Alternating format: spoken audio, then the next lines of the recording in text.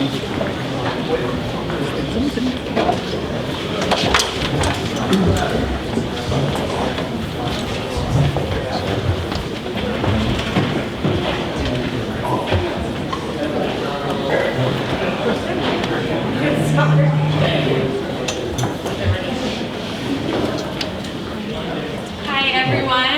for coming and welcome to Workbench.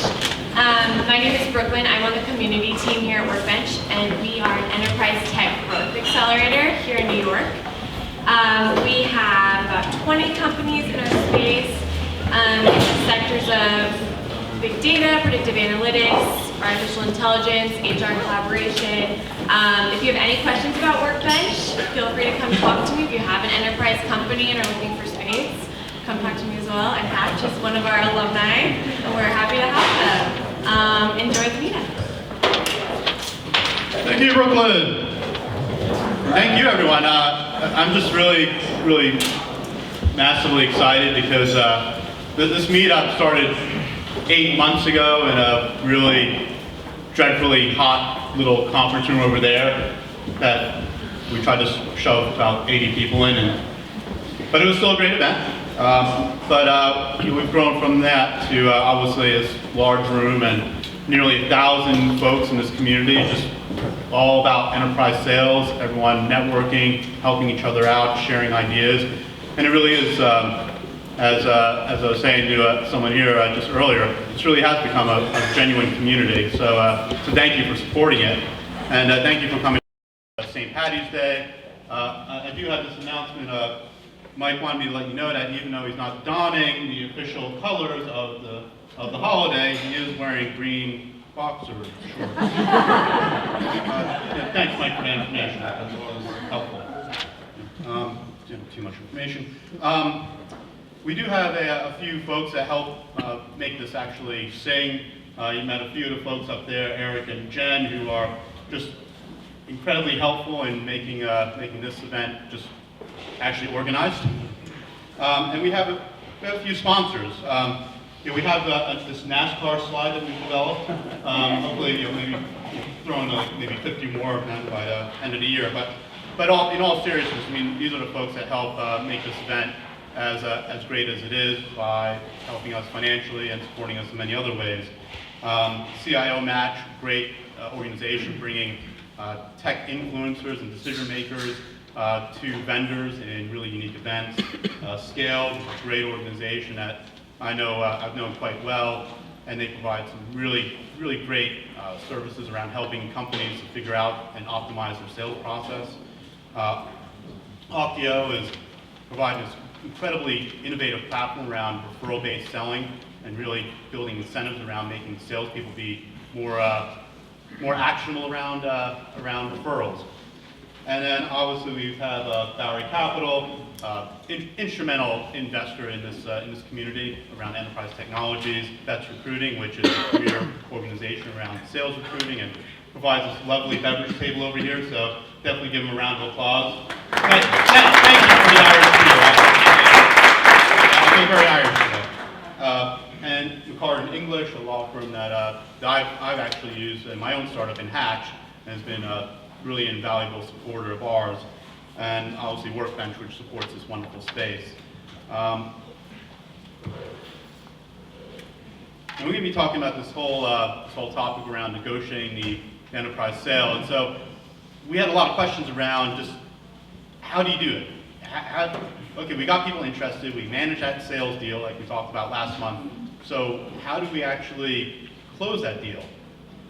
What is the contract? What is the language? What is all that about? So we want to really get deep. I know some of you had a bunch of questions. Mike will kind of dig into some of the questions that he received over the past couple of days. And we're going to kind of open it up towards the end to allow you to ask your own questions around challenges that you have around the legal elements of sales. So with that, I'll give it up to Mike and get things kicked off. Thank you, Mark. Can you guys hear us okay with the microphones and all? Good deal. Good deal. Head nod in the back. That's what we were wanting. First and foremost, I'm really impressed that Mark had a picture of you with a full head of hair. Happy memories. But anyways, I really appreciate you guys coming out tonight. I, for one, am really stoked about tonight's topic. It's going to be all about negotiating the deal. And this evening, we're going to do a little bit different setup and format than what we typically do. Tonight, we only have Scott here with Carter in English. And we're really going to turn over the floor to him in a big way. We've got some great questions that you guys actually sent to me earlier on, as well as a lot of topics that I think all of us could greatly benefit from understanding, like definitions and key legal terms and all that good stuff. So what we're going to do is we're going to try to spend about 40-45 minutes somewhere in there, actually about 30-40 minutes somewhere in there, diving into some of these questions, definitions, and things like that, and really want to reserve the bulk of the time to you guys to ask questions that you might have around some of the legalities when it comes to negotiating the deal, certain key legal terms and all that good stuff. So we're going to reserve quite a bit of time, hopefully in the neighborhood of 10 to 15 minutes towards the end of our event here. So with that, we'll go ahead and jump into it.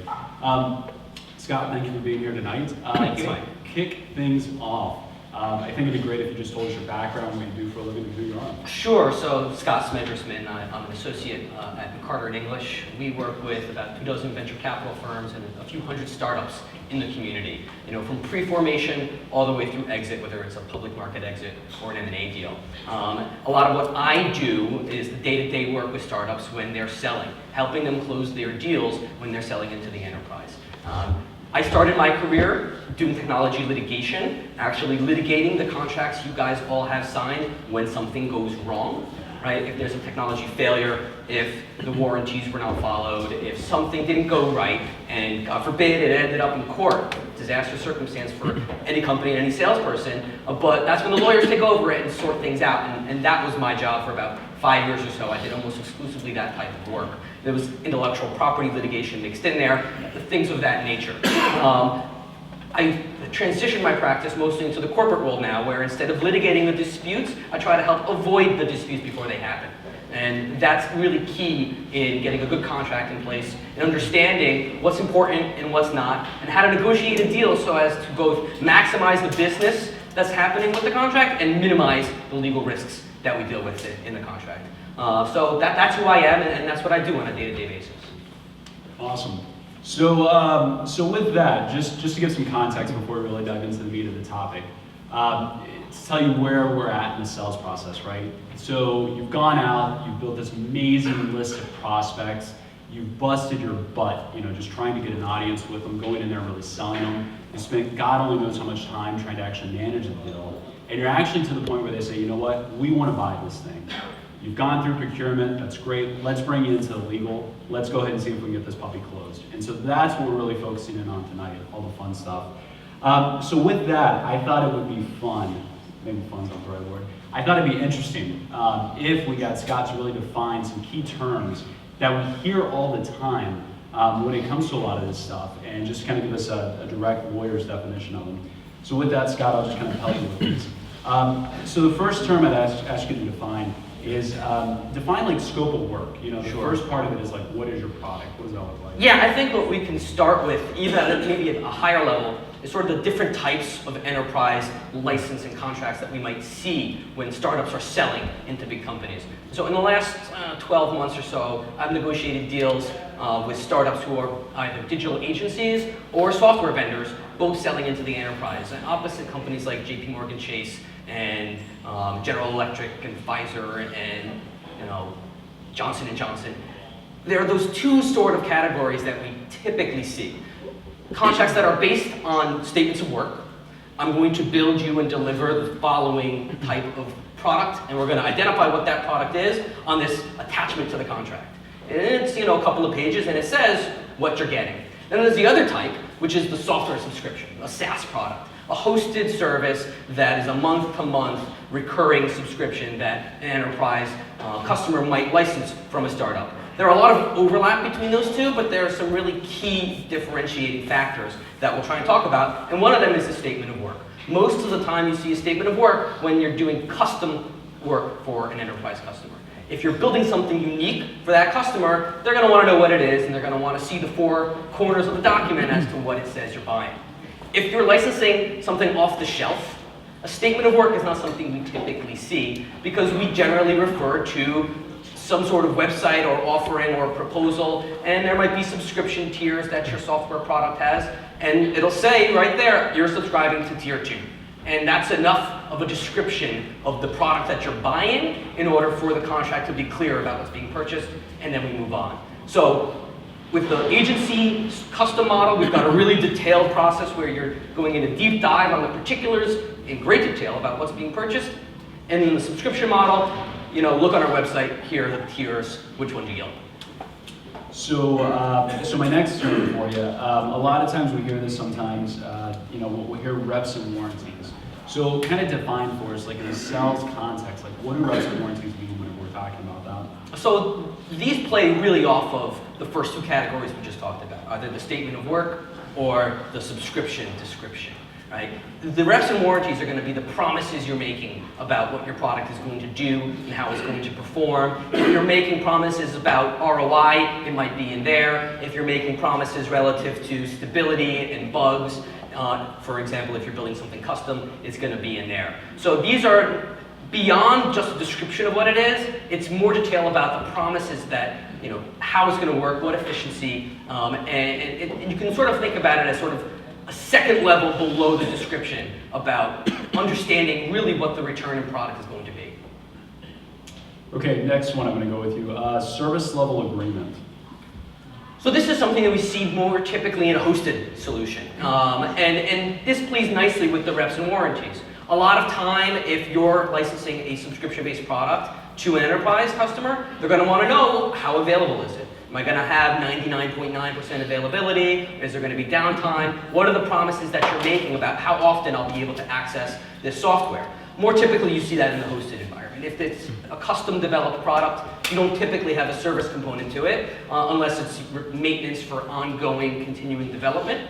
The service level agreement is a really key area that we need to focus on at some point. And it's a big ask that a lot of hosted services end up having to do, and it's something that's heavily negotiated. Got it. So just to reiterate, and I guess ask one question around that. So you mentioned service level agreement, kind of heavy negotiation.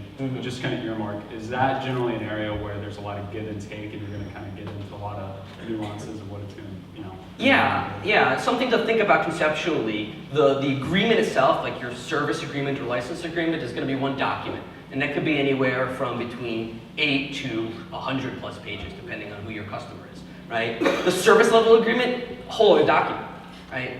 The main contract will say, you startup, you are going to provide the service in accordance with this attachment, Schedule A, the service level agreement, which could be another whole 15 pages with all kinds of different metrics. I've seen service level agreements that have 25 different categories of metrics that the startup was obligated to track internally and report on a weekly and quarterly basis as to the efficiency and the availability and the returns.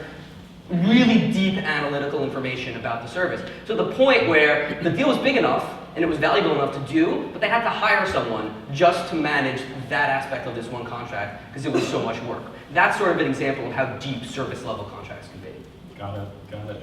Okay, so next one I'm going to throw at you, IP ownership. That's something we constantly hear, like, I know I hear it all the time. IP, indemnification, IPs, all that, but specifically IP ownership. Right. Define that one for us. So intellectual property, for those who aren't super familiar with it, has a couple of general areas: copyright, patent, and trademark. Those are sort of the three pillars. For the purposes of IP ownership, most typically we're thinking about copyright and patent issues when you're selling into the enterprise. This is a very heavily negotiated area if you are building something custom, right? If your customer wants you to build them something that's special for them, the expectation is going to be that they're going to own it and not you. If you're a service that's licensing an off-the-shelf product, the expectation is going to be the startup's going to continue to own it, and then it's going to be licensed for a particular period of time. Those are two different paradigms, and of course, there's sort of overlap based on deals. There might be, an off-the-shelf product that a startup is asked to build an additional module for. Who's going to own that module? That's something that ends up getting negotiated. Got it.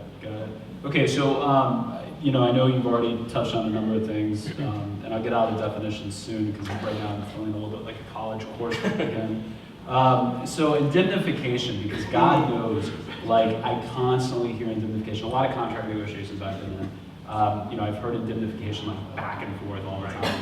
And there's so many different types of indemnification, which we can dive into. Right. But at a high level, what is indemnification even mean? If I own a company and I'm selling into Johnson & Johnson, they say, we want you to indemnify us. What does that even mean in a broad sense? So at the most basic level, indemnification is, if something goes wrong, who's obligated to pay?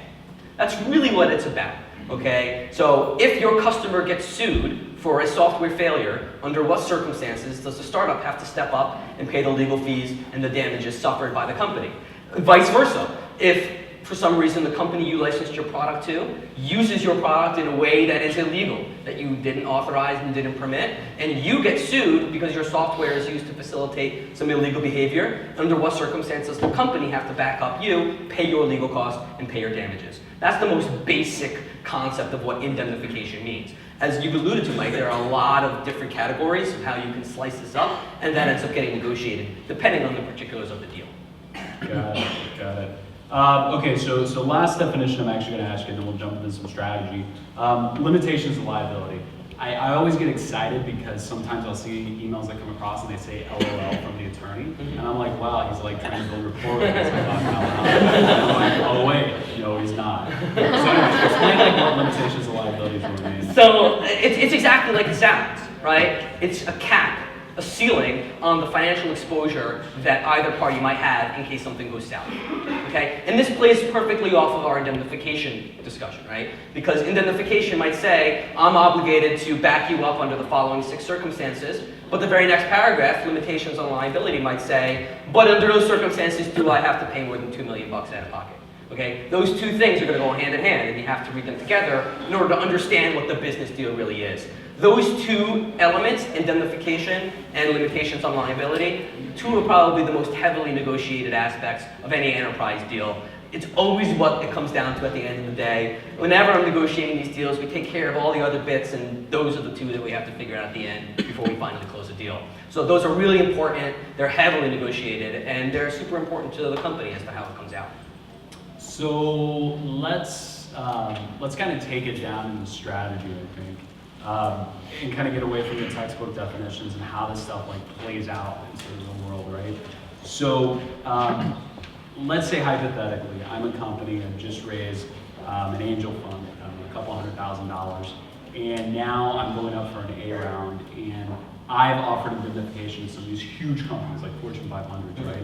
And also, like, when they ask for stuff on limitations of liability, I said, whatever you want, guys, I'm happy to do it, right? No limitations. Exactly. Yeah. Hey, whatever you want. So how does that affect me from a fundraising perspective? Like, what do I have to disclose to possible investors? Like, what are the implications of me offering too much indemnification or limitations of liability? So it's really going to depend on the vertical you're in, right, and the risk profile that you've taken on board by not capping your liability limitations. Almost always there'll be some cap as to what the financial exposure on the high end is going to be for a startup that's vending into the enterprise. It's not an ironclad rule, this is always negotiated, but more often than not, enterprise customers recognize that startups are not going to agree to unlimited exposure, right? And if you're dealing with, let's say, a financial institution, a bank, or if you're dealing with, Fortune 50, okay, they're better situated to handle the financial risk of if something really went wrong. And the reality of the circumstance might be, if there's a really big lawsuit, the startup might not even be there in order to be able to pay, right? If it's a $10 million claim, is the startup going to be around to even come out of pocket and make that company whole? So if that's not really a legitimate concern because on the business level, it's just not something to worry about because you're never going to see those dollars anyhow, there's a general understanding that let's just put some sort of cap on it. It's no skin off our back. We can bear the burden anyway, and we want this deal to happen. Most typically, when startups are selling into the enterprise, if you've gotten to the legal department, your sponsor wants it to happen, right? They're spending time and energy and legal dollars, either internally or externally, on making the deal happen. That's a lot of inertia and a lot of momentum towards a deal closing. So typically, you'll see people willing to give at the end of the day when it comes to things like this. So if you've agreed to unlimited caps across the board because you didn't have a good attorney or because you just really wanted to close the deal and you didn't know better, it actually can have an impact on your fundraising. Now, typically at a seed level, these sort of deep questions don't usually get asked. And typically at a seed level, you won't have a sort of large contractual exposure to a lot of customers yet. At an A, B, and beyond, you start to see that, right? And you might actually start to get questions from VC about, well, what does your actual contract look like?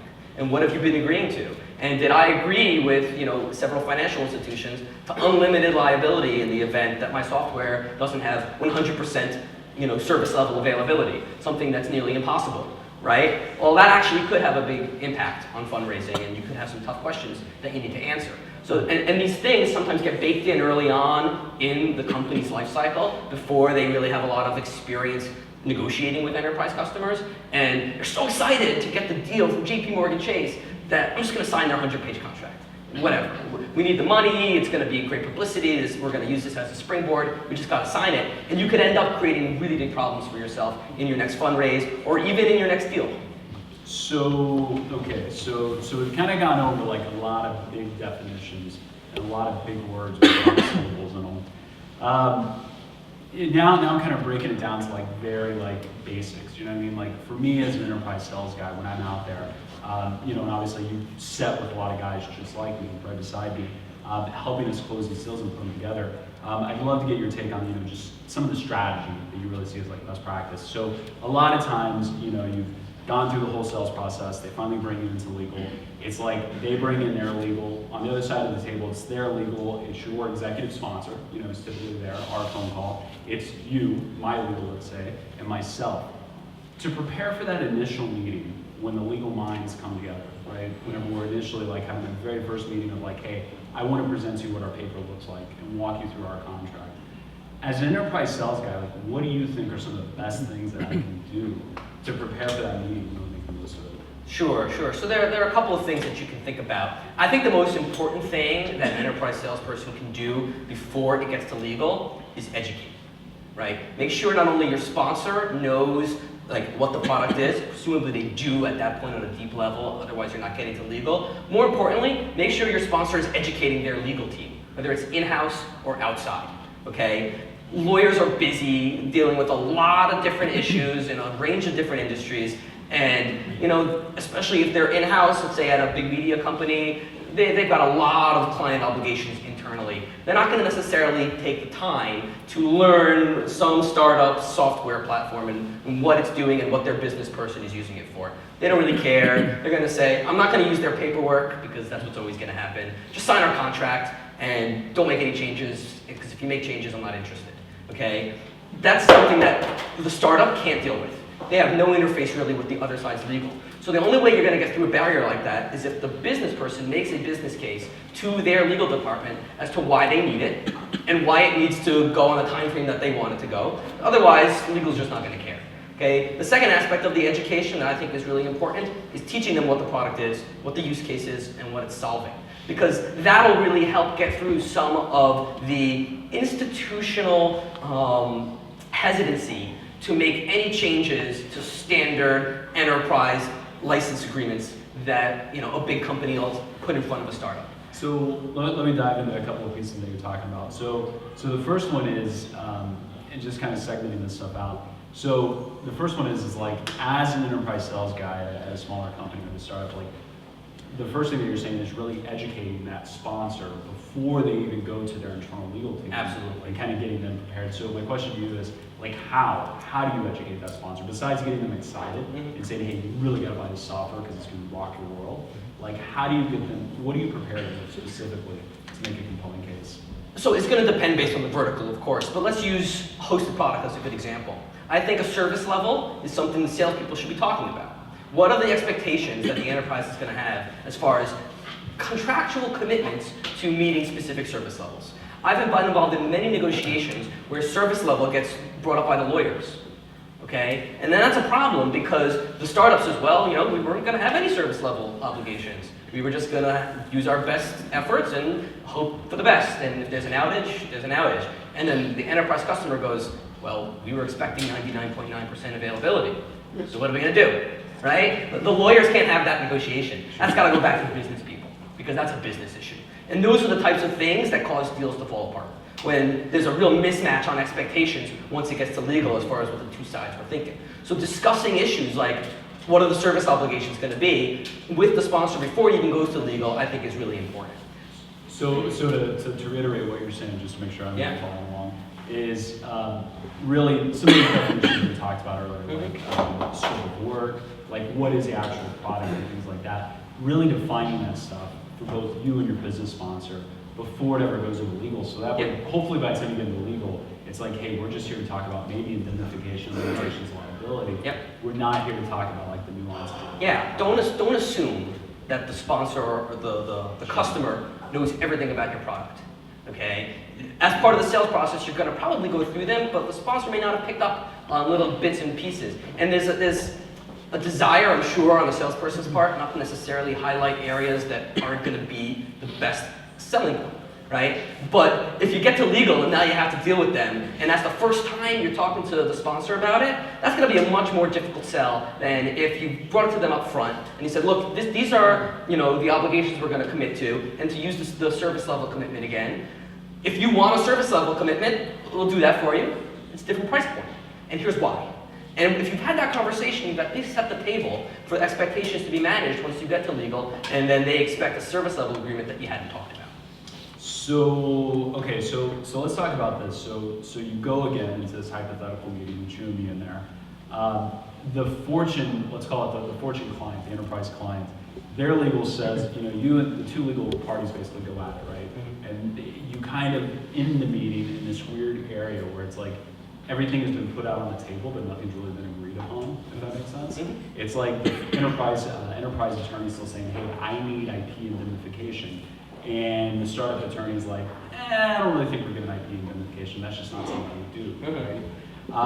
How do you then go back, and after that meeting, and make the most of kind of those back channel negotiations, and going back to your business sponsor and saying, hey, what can we do around this indemnification? How do you suggest, like, guys like me and guys like everybody in here, goes and does that in terms of kind of those back channel negotiations? Sure. So it's a fine line that lawyers have to walk, because especially when both sides have their own legal counsel, one lawyer can't tell their client, go say this to the other side, and they'll undercut their lawyer and they'll agree to everything.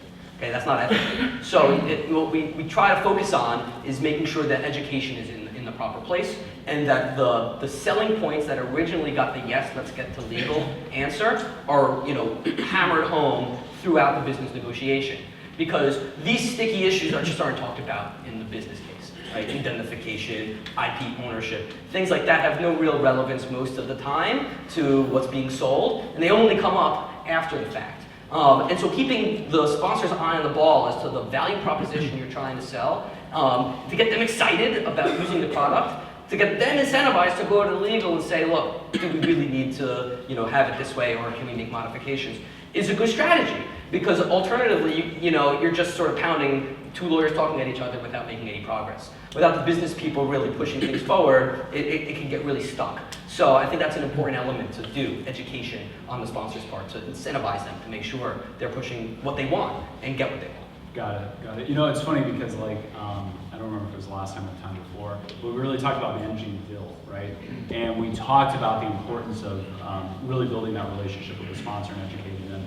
And I guess we're just reiterating the same thing, really. There's really nothing new here, just in the sense that this time the sponsor's there to get you through the legal process as opposed to just like building the internal business case. That's right. That sort of thing. That's right. Cool. Okay, so some of you guys were nice enough, or not nice enough, but some of you guys took the time to send out questions to me before we got here tonight. So I'm going to read some of these off to Scott and let him dive into them, and we'll kind of take it from there and then open it up to you guys to see what questions we have out there.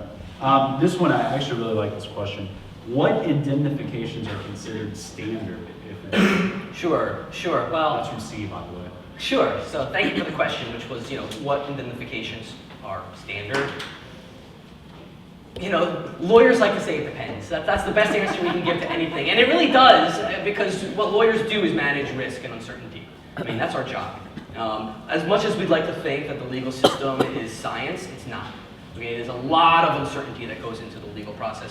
And so as lawyers, we try our best to manage that uncertainty and that risk. And so every case is really going to be unique in and of itself based on the particular fact pattern that's presented. There are commonalities as far as the different types of indemnification that come up and which are expected, and then largely it's going to be based on vertical, right? If I'm building a piece of software custom for someone, let's say I'm a digital agency, I'm being hired to build a website or an app for somebody, it's going to be expected that anything custom is owned by the customer. Okay, new stuff is owned by the customer. It's called a work for hire. The copyrights and any new inventions that are created in the course of the engagement are going to be owned by the person paying for it. That's pretty expected. Along with that is going to be a promise that there's not going to be any copyright infringement in there, right? I didn't copy anyone. This is new work product, and if you get sued for copyright infringement based on something that I built custom for you, I'm going to stand behind my work. That's pretty standard. We can divide that out between copyright, which is relatively standard, and patent risk, which is a really knotty issue and heavily negotiated. Because some of you may be aware that there's, I wouldn't call it a crisis, but there's a lot of uncertainty right now in the legal world around software patents and what's a valid software patent and what's not. And there are a lot of junky software patents that have been issued over the last 10 to 20 years, and people get sued a lot for junky software patents by this cottage industry that tries to take advantage of that in the legal system. So when I'm negotiating on behalf of an agency, we try to carve that risk out because it's not baked into the price, right? Nobody really knows, what bad software patents are out there. The customer's not paying for a patent clearance search, which would be prohibitively expensive anyway. And so when I'm on behalf of an agency, we try to sort of separate those things out. Most typically, if you're a software vendor, a SaaS product, the customer is going to expect that you're going to give that indemnification for patent risk. They're just going to want it, especially if it's an enterprise customer, and it's going to be nearly impossible to get it out of there. Under that circumstance, we try and focus on the limitation on liability instead of the indemnification. Maybe give them the indemnification, but cap it, and potentially get insurance against the risk that you're taking on, and manage your risk in alternative ways based on the demands of your customer. Got it. Okay, next question comes from Nathan. When's the appropriate time to send out a contract on an enterprise deal? When your customer asks for it, right? When the right time in the sales cycle for them to send to legal, you should probably get a signal from your sponsor as to that, right? Nothing's worse than sending a contract, at the first meeting. It's going to be a little presumptuous. It's probably going to be off-putting. It's probably not going to have such a good reaction. Only at the end of the deal, when the details are negotiated, should you send the contract. And by the way, startups should have their own software license. If you're a software vendor or SaaS product, you should have your own, enterprise SaaS license agreement, and you should feel free to send that to the salesperson, and you should expect with 100% certainty that it will get thrown in the garbage. Okay? 90% of enterprise deals are done on the customer's paper, not on the startup's paper. And that's because there are institutional imperatives inside big organizations to use their paper that's been vetted by their hierarchy in a way they're comfortable with.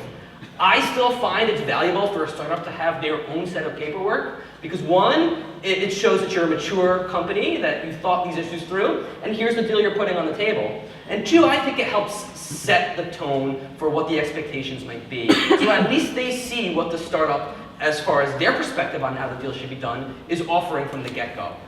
Then it becomes a negotiation, there's a back and forth, and somewhere in the middle is met, usually more towards the enterprise customer, but somewhere in the middle. But starting that negotiation with your own piece of paper is usually the right approach.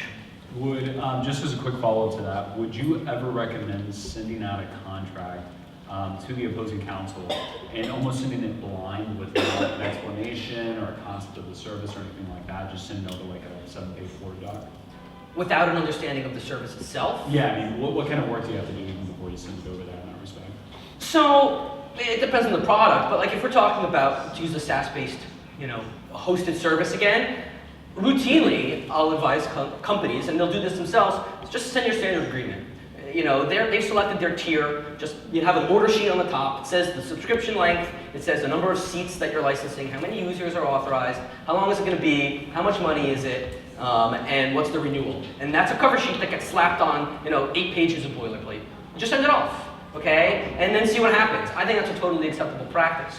Only when the customer is ready to receive it should you do that. You don't want to get too far ahead of yourself. But that's a very ordinary and standard opening move. You shouldn't really expect to do it really any other way. Okay, next question. Excuse me. obviously, you're an attorney for a startup, so you understand that world. But what are some effective tips, like as a sales guy? Let's say, for example, I was trying to do business with a company that you're representing.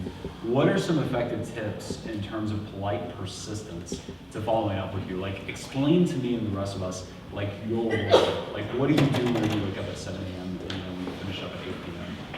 I wake up well before 7 a.m. So, our world is busy and boring, right? We negotiate a lot of these deals on a repetitive basis, and we deal with a lot of things over and over. At least from an outside lawyer's perspective, we have a lot of clients. They all have their time frames and they all have their unique needs, and it can be very challenging sometimes to juggle, what's a fire and what's a double and triple fire, and what needs to come first to prioritize your which work gets done ahead of some other work. It's a very different circumstance when you're dealing with in-house lawyers on a customer side. They also have a lot of obligations, but it's all internal. And the workload is going to be balanced in a different way because you can't be as demanding with in-house folks as you can with your outside lawyer who works for you, right? If your salesperson has to go to their legal department, it's not the same as you going to your lawyer because you pay your lawyer, and your salesperson doesn't pay their legal department. So they don't have as many strings to be able to incentivize and really force their lawyers to move quickly. And so that's important to keep in mind, that if you're a salesperson and you're selling into the enterprise, your legal is going to be able to move a lot faster just based on sort of the incentive structures of the two legal systems than your customer's legal is going to be able to move. And it's important to be patient with that because legal really can kill a deal. Okay? They can sit on a deal, and if it's not super important to them, and if it's not important to your sponsor's superior, it can drag it out for a long time. So you don't want to push too hard on them and get them angry at you for trying to monopolize their attention span. So along those lines, and I'm just curious, like to come away with some specific tactics, like if I'm calling on, I don't know, Counsel GE or something like that, what are some tactics, specific tactics, like what are the best tactics to get a hold of you, for example? Is it email? I'm just curious. So for me personally, email and text is the best way to get a hold of me. And when I work with a client, they have my cell phone number and they can text me anytime, and I'm pretty responsive to that. But as a sales guy trying to get a hold of you? So it's funny because I've worked with a lot of sales teams as well as their supervisors, and nothing is worse for the sales team if they ask the lawyer to do something the lawyer can't do. Because then the lawyer is like, well, what am I supposed to do? I can't take orders from the salesperson. I've got to go to management. And then management finds out that the salesperson is trying to close a deal with terms that are unauthorized. And in fact, I've had circumstances where salespeople have closed deals that have been really bad for the company because there's an imperative to just close a deal. That's really what the salesperson cares about, and management's not super happy about that. So I always advise when we're dealing with salespeople to go through the proper internal channels if you want to get to your outside lawyer. I work with salespeople. I am happy to work with salespeople. They're super energetic and excited about closing deals, but it's important to make sure that management with authorization are kept in the loop. Because in my experience, very few salespeople, unless they also wear CEO or CRO hats, have the authority to tell the lawyer what they can give on and what they have to stand firm on in a negotiation. Got it. And this is another interesting question, and then we kind of open it up to the audience.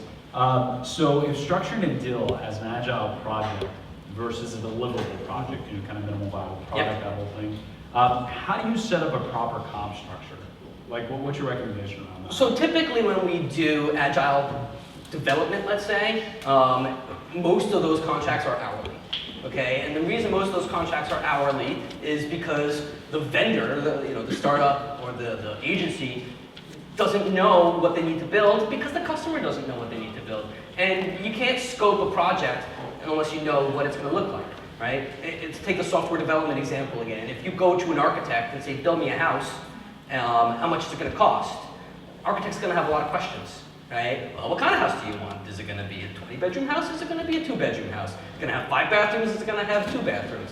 What does it look like? And if you say, well, let's just figure it out as we go along, the architect is going to have a little difficulty quoting price. And then the same sort of concepts can be extrapolated into any sort of development process. So typically those are done hourly, and it's almost impossible to get a deal that's agile, that's deliverable based, because you just don't know what those deliverables are. Got it, awesome. So we're about to the 10-minute mark until we finish up here. At this point, I want to open it up to you guys to ask any questions that you might have and all that good stuff. Yes, sir, we'll start with you. Yes, so you mentioned the issue of, so you basically start at 7 morning, that's your morning start time. Yeah. And how would you deal with time zone differences that in my situation, which spans, which putting one from Liverpool to Vancouver. Sure, sure. So how would you deal with that type of span? So when I have, the question is, how do you deal with turning documents and being efficient when you're working with clients outside your time zone, who might be on the West Coast or might be in Asia or in Europe? And you know, I get to my office usually around 7 a.m. and that's typically when I clear those matters, right? First thing I do when I get to the office is anyone who's ahead of me in the time zone is going to get first priority unless there's some sort of really urgent matter I need to work on that's local. And I spend an hour or two doing those things, get them out the door, and then I can focus on the stuff that's day-to-day during normal business hours on the East Coast. Yes, sir. I've got actually two completely unrelated questions. Okay. The first one is, how do you feel or think about when the business side has both the authority to say spend ahead of legal and actually does it? So the business side can spend with you as a startup, say several $100,000, but there's no contract behind it. It's basically a purchase order. And that's actually happened to our business. And the advice we got was take the money. Write a simple purchase order, but take the money. Mm-hmm. In your view or your experience, what do you think of stuff like that? So the question posed is, in a case where you've got a client that is so excited that they just want to give you cash before they sign the contract because they want your product. Okay, first thing, that's awesome. You should totally do it, right? You should take the money, okay? But the second thing is, it's half joking, but it really depends on sort of what the deal is, okay? If it's something where you're building a lot of custom software for this customer, but you expect that you're going to retain ownership, well, you want to think about what the expectations are on the other side. The worst thing you can have is a mismatch in expectations when there's a circumstance like that, right? Because usually contracts get put in place after the fact. If there's, let's say, a PO to start working, and then we'll go to legal.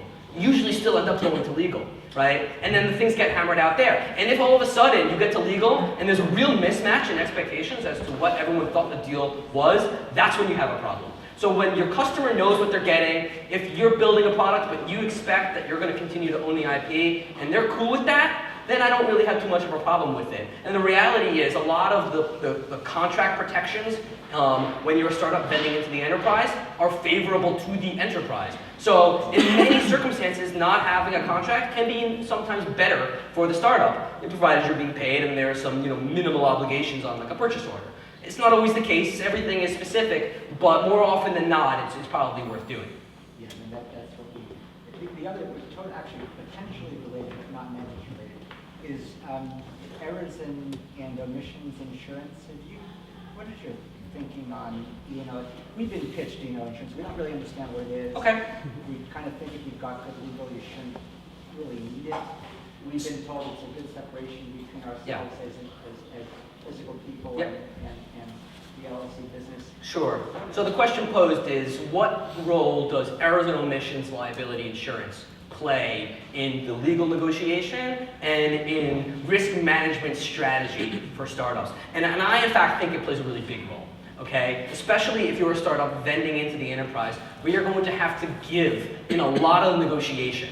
Right? You're going to have to promise that the product's going to work, that it's going to be bug-free, that it's not going to crash JP Morgan's proprietary trading system, that it's not going to do all these things. Okay, and you may not actually be able to control what you're promising, but you really want the deal, so you want to close the deal, and you make these promises that carry a high degree of risk in case something goes wrong. Okay? The risk might be small, but if it actually happens, your company might be out of business, right?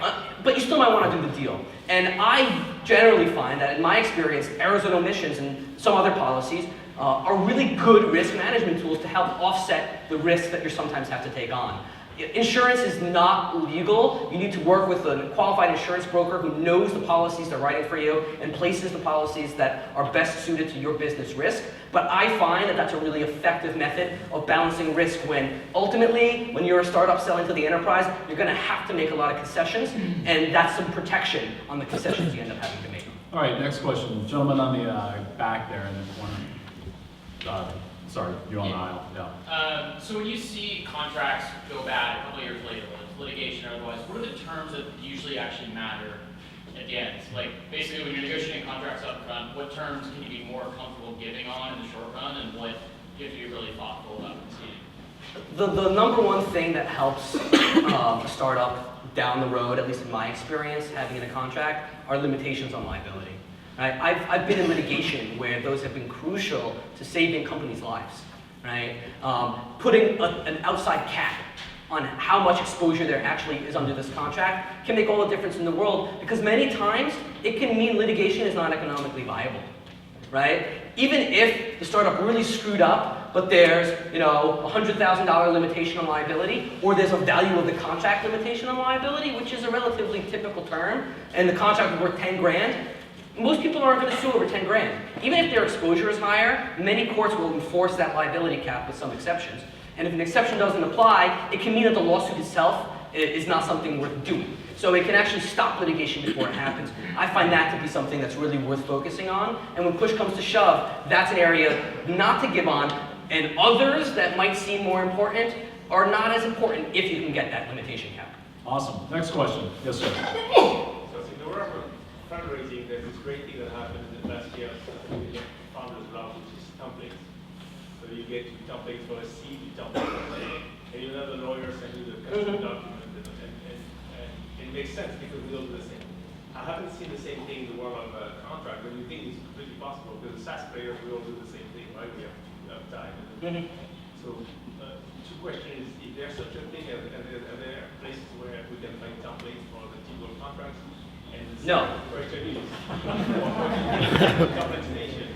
I'm sorry, I didn't hear the second question. Could you repeat the second So question? the first question is, do they exist already? And if not, what do you think of compensation of legal? Okay, so, it's no secret in law that, 80% of the contract that you do for one customer is the one that you did for the last one, especially in a SaaS environment. It's the last 20% that matters, though, right? When you're customizing it for the particular needs of the company to make sure it's optimized for the risk profile of that particular product offering and that company as to where it is in its life cycle, that's where the real lawyering needs to come in. And so there is a great deal of overlap in, SaaS license agreements. They're all going to cover the same 15 items, but they're going to talk about it in discrete ways that can be important based on the vertical and based on the company. That's when it's the company side that they're giving. When it's the enterprise side, you see things all over the map, because largely it's going to depend on the culture and risk tolerance of the customer. If you're working with a startup that might be, a $500,000 or $1 billion startup, they're going to have a set of paperwork that's going to be sophisticated, but it's going to look a whole lot different than JP Morgan Chase's paperwork, which is going to have a lot different concerns than, some Uber or something like that. And so because of that, because of the institutional issues that are different across enterprises, you see a vast difference in the type of SaaS licenses that they end up giving out to startups. You actually see companies working on the SaaS companies working on the paper of the customer? All the time. All the time. Yes, sir. Question that if you're looking for an attorney and you're a startup, like what are the range of skill sets you're looking for? Are you specifically looking that they have a tech background, they've worked with plenty of clients, and what's a good way to make that assessment? So the question is, what do you look for in a lawyer? It's a very biased question, right? So, specifically, I don't think, well, it depends on what your product is and how deep of a technology understanding your lawyer needs to have. I don't have a tech background, and I negotiate dozens of these deals, and I don't think it's a problem, right? There could be products where having a tech background is really important.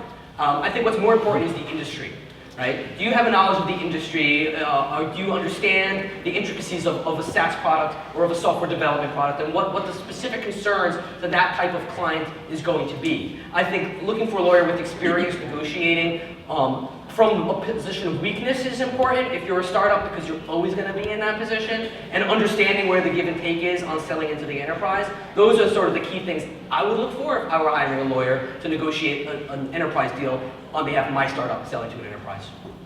So let me pause just 1 second. I know we have some other questions, but we're upon the 8 o'clock hour, so what I'm going to do, just make a couple of closing announcements, and then if you're okay with it, we'll do a couple more questions. Sure. But I know some of you guys got to get out of here at 8, so totally respect that. First and foremost, really thank you for coming out tonight. A huge ask, because they will kill me if I don't say this. When you get up, please put all of your trash in the recyclable container and clean up after yourself. Again, they will get very angry at me if I do not mention that, so I have to do that, contractually obligated. Next month, we have an awesome speaker who's going to be joining us. Actually, he's sitting right over there, Mr. Jeremy Donovan. TED speaker. I'm really looking forward to what he's going to do for us next month. High level, he is going to be giving us a presentation and some tips on how to be better presenters and how to, most importantly, be better sales presenters. As part of that, we are going to need 3 volunteers to be part of next month's event. And what Jeremy's going to do is he's actually going to work with you prior to the event and talk about some of the things that you're doing. And Jeremy, interrupt me here if I'm wrong, but talk about some of the things that, a good deal. Talk about some of the things that you do during your sales presentations, how you can be a better communicator, some effective tactics and different things like that. So we'll be sending a message out, but if you're here tonight, I would actually give you guys first dibs. Again, I'm looking for 3 volunteers. You'll be working with Jeremy about, I'd say, 2 weeks before the event. And he's gonna watch you do a presentation, critique you, and then bring some of those learnings to the presentation next month. So it's really gonna be kind of an interactive workshop next month. So if you're interested in that, please do sign up. Yes, ma'am. Oh, you guys are, oh, cool. You already got the 3, awesome. So if you're interested in that, do me a favor. Jeremy Beckshit up here with Trusted Insight. Raise your hand, Jeremy. He's going to be taking that list. So find him before the night's out, and he'll take down your name. Thank you for volunteering. Sorry? I do. Let me get out my calendar. It's August 21st. No, not August. Okay. No, we're actually going to do the event. It's every 3rd Tuesday. So April 21st. So it's April 21st, Tuesday, same time, same place. Okay. April 21st, Tuesday, April 21st here at Workbench. Same format, kicking off at 6:30. We might lend a little more time to the presentation because, again, I'm really looking forward to this. I think it's going to be a lot of fun, kind of a change from what we normally do.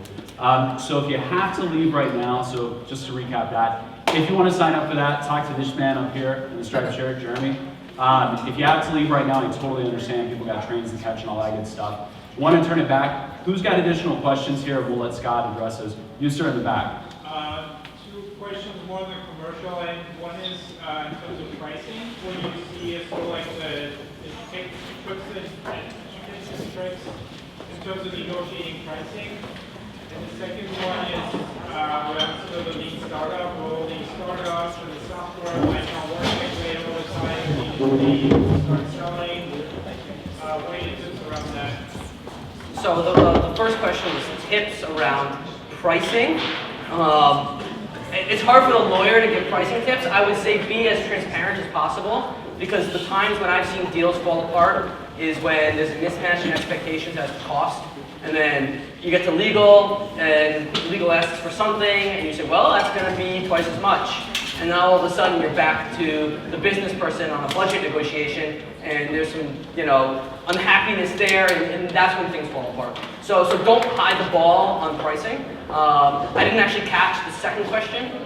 It's around sort of, if you're early stage and, it's the time of the lean startup, or you're trying to get the customer before you actually have the product, and then you're, it may not work that great.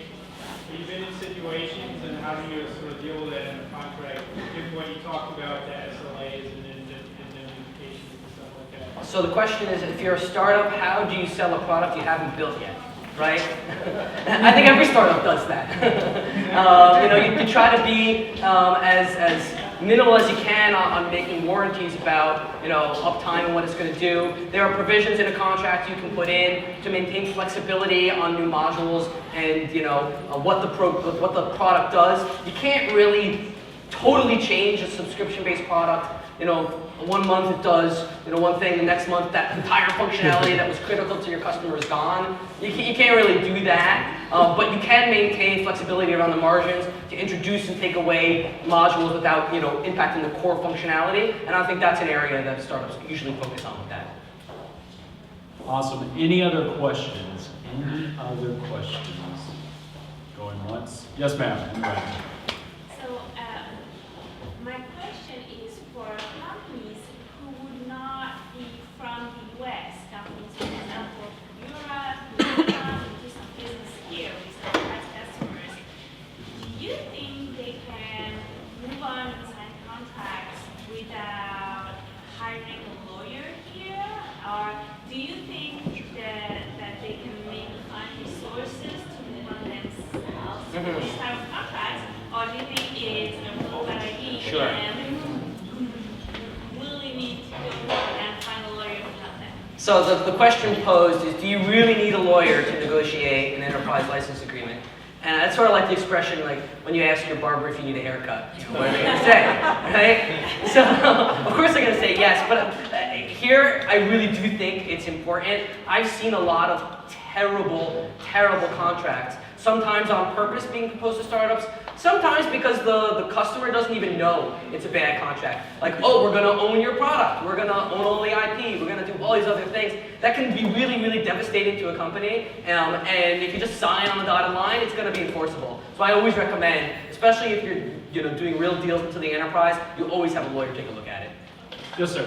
Just to help her, to reinforce that, it takes forever to get out of that contract. So, I've been at the same, so I'd say we're in the pre-IPO stage now, and I was there at the early stage, and trying to redo the work I've done and ask for 3x and 4x and 5x for the same thing, because of how bad the original contracts are, because you just want to get it done. Totally. It's got to be the most challenging thing for a salesperson, and it basically makes my hair up, because you're told, well, it's now worth this. So you've got to then get out of the contract you did 4 years ago. Yeah. And there's nothing more frustrating. So Yeah. trying to get it to get, and if you have to deal with your legal team to do what they say, it's tough. But sometimes you have to. The most important question is if you did the commission again. If I get to it again, I still got paid on the first deal. That's fair. That's fair. All right, so with that, guys, I don't think we have too many more questions. If you do, I'm going to invite you to come up and talk to Scott. Yeah. And auction on your time. No problem. Thank you again for coming out. Really appreciate it.